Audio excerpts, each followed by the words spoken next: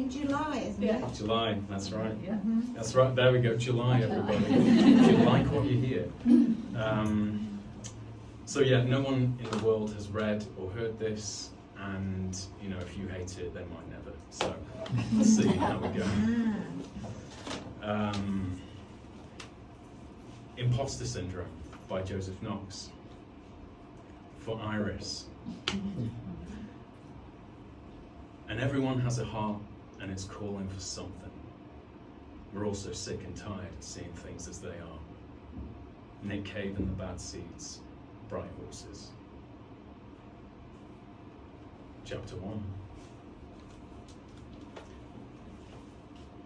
When you're living a lie, you find it's best to avoid close attachments entirely.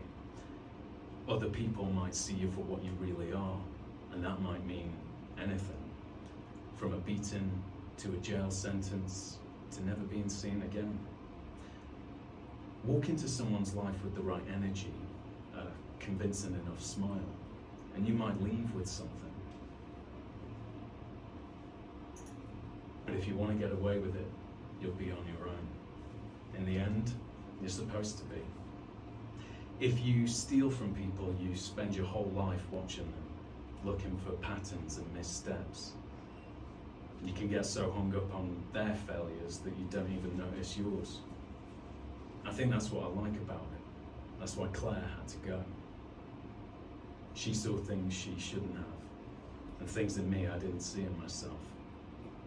Claire thought there was hope for everyone. She thought I could still change. I buy a drab second-hand suit on my way to the station, trying to look like somebody I'm not. At Gare du Nord, I stand in line and pay in cash. Then I clear security and catch the first train off the continent. I never got around to packing that bag, and I spent the last of my euros on my ticket. After the way things had completely unraveled with Claire, it seemed only right to leave empty-handed. When I start to see the smoke rolling through London, it feels more like a mistake. I'm blowing Paris with a cheap, mismatching suit, a dead iPhone, and my pride. Climbing off the train at St Pancras, it doesn't feel like enough.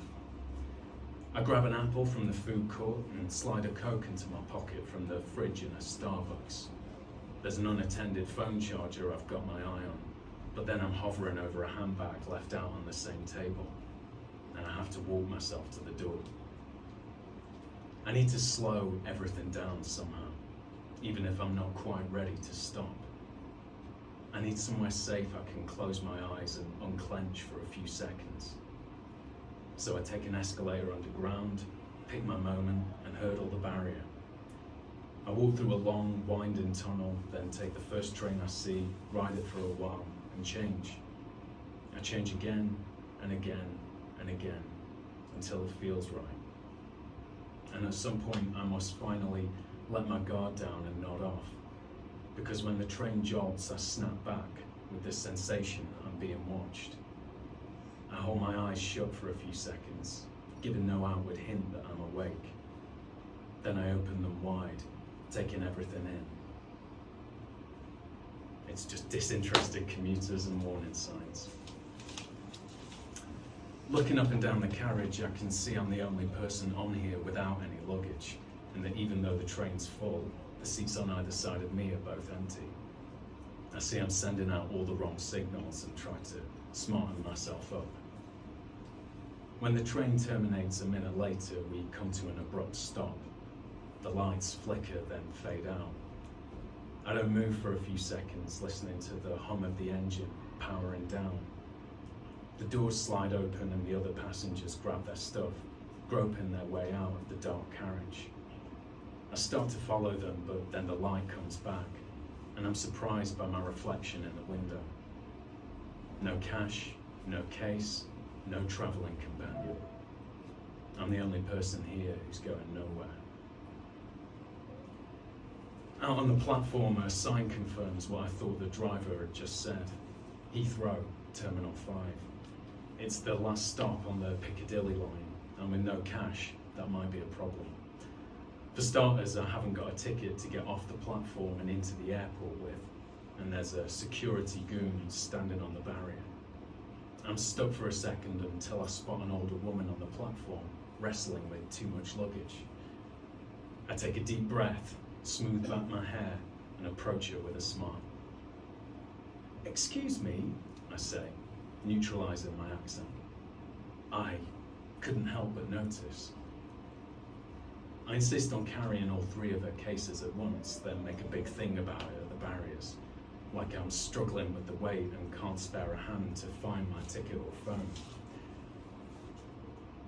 The guard looks past me at the other people waiting, then opens the gate and lets us both through. I take the old girl's cases as far as the lift for her on the other side. I even give her a little salute like a bellboy. "What a nice young man," she says, with one of those blue veined hands on her heart. "Safe trip, sweetheart," I say with a smile. Once I'm inside the terminal, my lack of luggage won't even look strange.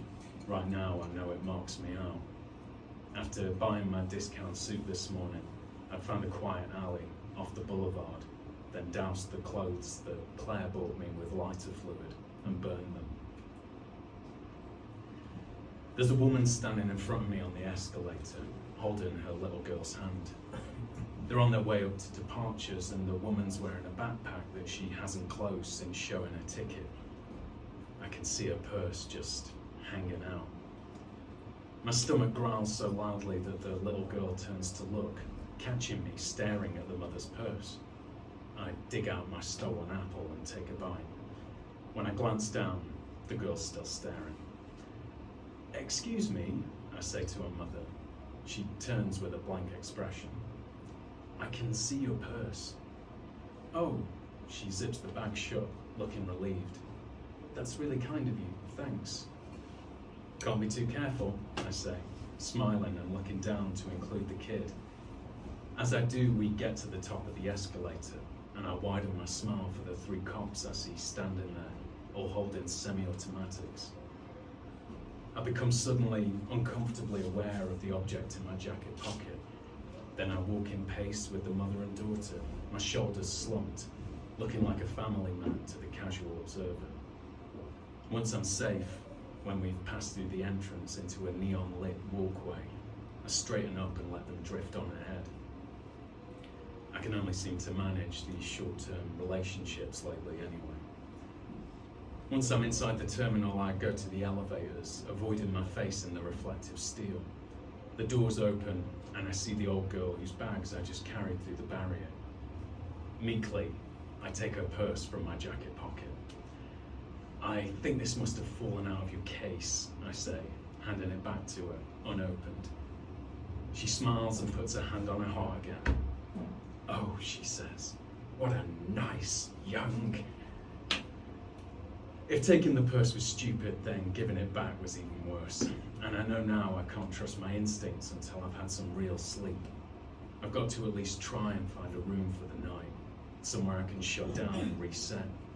But with no bank card and no one to call, the only way I can imagine making that happen is by meeting someone at a hotel bar, convincing a stranger to let me crash.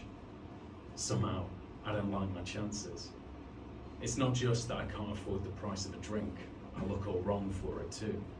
If charming people was about being a good guy, I'd be fine. If that's all it came down to, I could lie. But this new suit feels like a lot to overcome. I pieced it together from one of the sad street-side vendors on my slow approach into Gare du Nord this morning, haggling the mournful French salesman down to almost nothing. In the hazy pre-dawn light, the material had seemed dark enough. Under the industrial neons at Heathrow, the suit looks cheap and dishonest, so shiny you can almost see your face in it. So when I get to the Sofitel, a luxury chain attached to the terminal, I'm smiling for my life, because all these loose threads and wrinkles are dropping dark hints about the kind of man I might be, and some of them are too close for comfort. I stand in the doorway, watching the careless first-class people passing through the lobby. The lipstick widows and sloppy drunks, the single travelers and smashed execs, sizing them up, seeing dollar signs, But for some reason, I can't make myself go through with it. For some reason, I start thinking about Claire. I stare into the lobby another second, then shake my head, trying to rid myself of it. I'm turning to leave, just wanting to disappear, when I collide with a haunted-looking woman who's standing right behind me. I'm not a big guy, and it feels like I barely touch her, but she lands hard and skids back across the floor. "What the actual fuck?" she shouts out. Everyone in the lobby looks over. They see a young woman wearing all black and a large pair of sunglasses collapsed on the floor. Then they see the burnout in a second-hand suit, standing over her, trying to keep his face turned away from them. "Christ," I say, taking a step forward, holding out a hand. "I'm sorry, I didn't..." That's when she looks up at me properly for the first time and shrinks back, surprised by something. "Are you okay?" I ask. But it's like she can't talk, and a concerned member of staff starts drifting over. "Hayden," she gasps finally. "H, is that you?"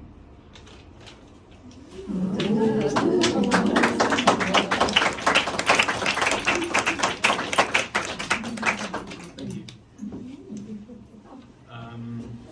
Now, my little friend is going to sneak out of the room